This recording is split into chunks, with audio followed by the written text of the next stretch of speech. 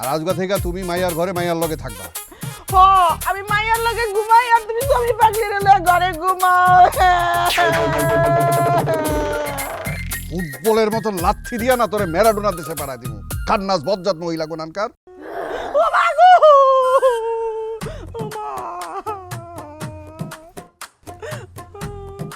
আমি অনেক মাইয়ার লগে কি করুম কই যাবো আমি মাইয়া বলতাছি না ভূত বড় করতাছি। ভূত না, খাটাস বড় করতেছো বাড়িতে।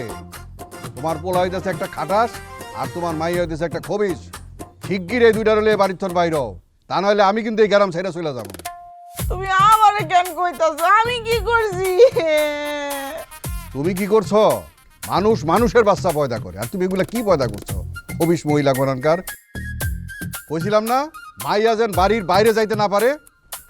মাইয়ারে তো আমি ঘরে আটকাই রাখি, চোখে চোখে রাখি। আমি ভূত আটকাবো কি দিয়ে? করে না। দরকার হলে দড়ি দিয়া বাইন্দা রাখবা, ঘরের দরজায় তালা বন্ধ করে রাখবা। আর আজগা থেকে তুমি মাইয়ার ঘরে মাইয়ার লগে থাকবা। হ আমি মাইয়ার লগে ঘুমাই আর তুমি সবজি পাখির ঘরে ঘুমাও।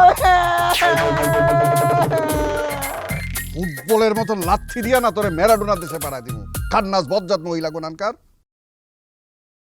আপনি ঠান্ডা হন ব্যাপারে সাহেব, এইভাবে উল্টাপাল্টা ব্যবহার করলে সব কিছু সমাধান হবে না।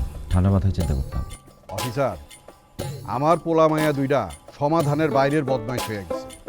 আমি না মরা অবধি এগুলোর সমস্যার সমাধান হবে। আপনি আপনার মেয়েকে দ্রুত ঢাকায় নিয়ে ভালো একজন সাইকিয়াট্রিস্ট দেখাতে পারেন। আমার মনে হয় সেটাই ভালো হয়।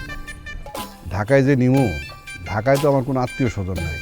তাছাড়া অজান্তে কোন পাগলের ডাক্তারের কাছে নিয়ে এই বড় মাইয়া লইয়া ঘুরা বেড়ানো কর। তাছাড়া গ্রামের মানুষ তো চাই না দেব আমার মাইয়া যে পাগল। তা অবশ্য ঠিক, তবে আপনি চাইলে আমি আপনার ব্যবস্থা করে দিতে পারি। আপনার কাছে আমি আমার মাইয়া কি লেগে ঢাকায় পাঠাবো? আপনি আমার কে হন? আপনি আইসেন এই গ্রামে চাকরি করতে।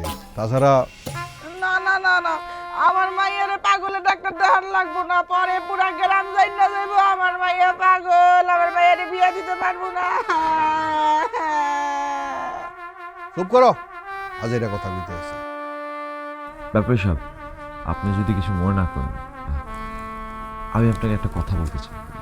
বলেন। আপনার অবশ্য আমি আমার পরিবারের একজন হিসাবেই মানি। তা না হইলে মাইয়ার এরকম বিষয় নিয়ে আপনার সাথে খোলা না কথা কইতাম না।